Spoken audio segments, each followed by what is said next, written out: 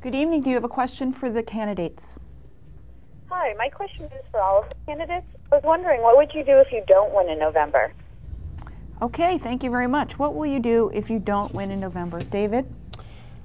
Well, I would take a little breather, which I'll probably do whether I win or lose. It's a pretty active fall as a farmer and campaigning. So either way, I would take a breather.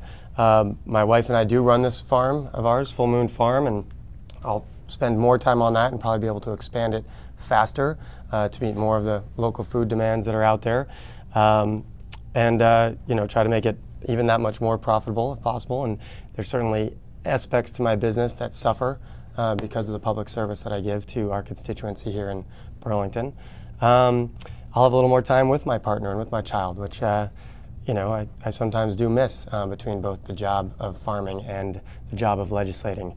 But you know, I certainly, while those things would probably be nice, I feel like I've got a good balance right now, and have a lot to continue to offer in the legislature. And I certainly hope that my constituents will recognize the work I've done and the work that's yet to be done in terms of really pushing change in our environmental policy, in our healthcare policy, in our agricultural policy, and will recognize that Chris and I have been very effective advocates for change, well beyond just talking about it, but actually getting it done. And I hope folks will send me back. Thank you very much. Kesha Ram.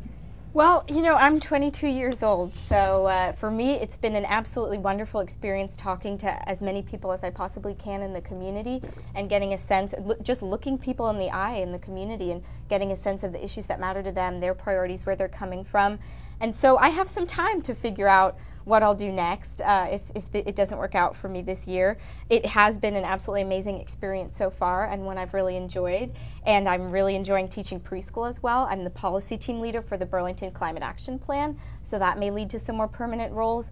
But I'm in the same place as many of my peers who have graduated from UVM recently or other colleges recently.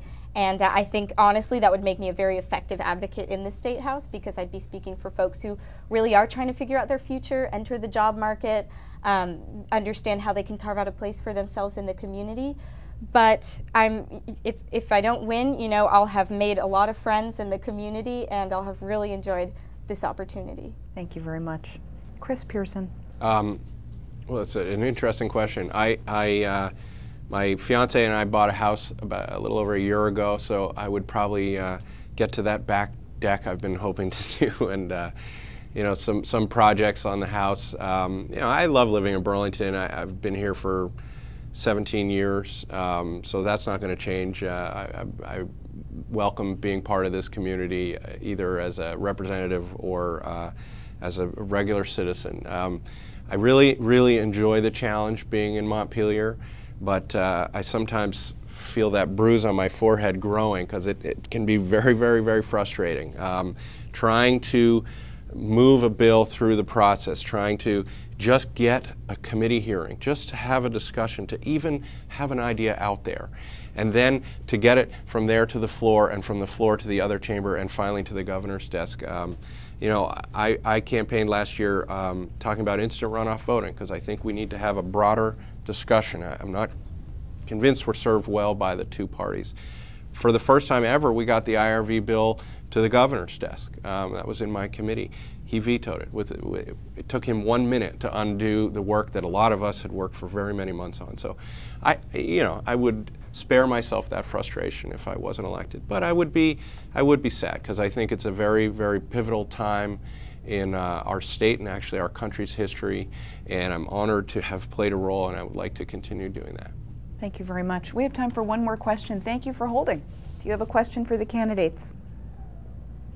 Hi, my question is for all the candidates. Yeah. Given that UVM is in the legislative district, how will you engage the UVM students as your constituents? Thank you very much. And Kesha, we would start with you. Well, I've already done that for the past year. I represented the 9,500 undergraduate students at UVM, and really, I think, did a lot of meaningful work in that regard. We had debates on everything from LGBT rights, the environmental debate and climate change, race relations, you name it. We really ran the gamut of the issues that exist at UVM and help link students to the broader community. But for me, I feel like I am in the perfect place in this district to create a link between the campus and the community. So to really reach out to all constituents on a number of quality of life issues, have a constituent advisory board made up of members of the campus and the community, so that we can really ensure that we're bridging the gap between the young folks who are really looking to engage with the community and the permanent residents in the community who are looking to make inroads with the students so that they understand how to be good neighbors and good residents of the area and figure out how they can stay here and really take on that responsibility. So, you know, I would just, as I mentioned before, I would really continue to bring a lot of new ideas and new energy from young people in the district to the State House, and also work on the individual issues that they have. But really, this is about bringing together these two very different groups in the district. Many people don't realize that half of the voting members of the district are between 18 and 25. And so it creates this really interesting divide that I hope to really close. And so we can make sure that we're representing everyone in the district fully, and so that we can help them set the agenda in Montpelier rather than just speak to them on the back end of that. Thank you very much. Chris Pearson. I think it's a great question. You know, I believe I'm the second youngest member in Montpelier, maybe third youngest, and you know, so I'm in a pretty good role, I think, to be the balance between students. I was a UVM graduate in 1995, but I've been independent on my own for many years, and like I said, a homeowner, professional, and so forth. So I understand some of the needs of the community. I feel well. I don't have kids yet, but I count on Representative Zuckerman for that impact.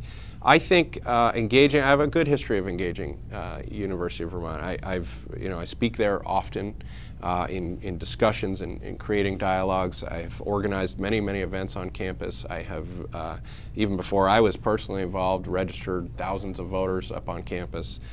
I've spoken in classes and so forth. I've also tried to engage the Cynic. I had a meeting with them maybe a year and a half ago to say, you know, I wasn't convinced that people had a clue what was going on in Montpelier, and I tried to bring a reporter down to Montpelier with me to spend the day with us. You know, David and I, representing campus, are kind of unique in Montpelier. Being younger, being part of the Progressive Party, is unusual, and so I thought it would be interesting. Well, the reporter didn't quite bite. They were interested, but they didn't ever quite make it happen. You know, I looked at some of what the student government has passed for resolutions, and as it happens, you know, their interests, even though they didn't communicate them with us as their representatives, by chance, we did bills that were almost exactly mirrored. So they said, hey, university, when there's a union battle going on, we ask that you stay neutral. I sponsored a bill that said no institution with public money can engage in union busting, which is essentially the same thing. So there's a lot of parallels there. I feel like I'm well representative of UVM's values and in touch with students on just about a daily basis. Thank you very much. David Zuckerman.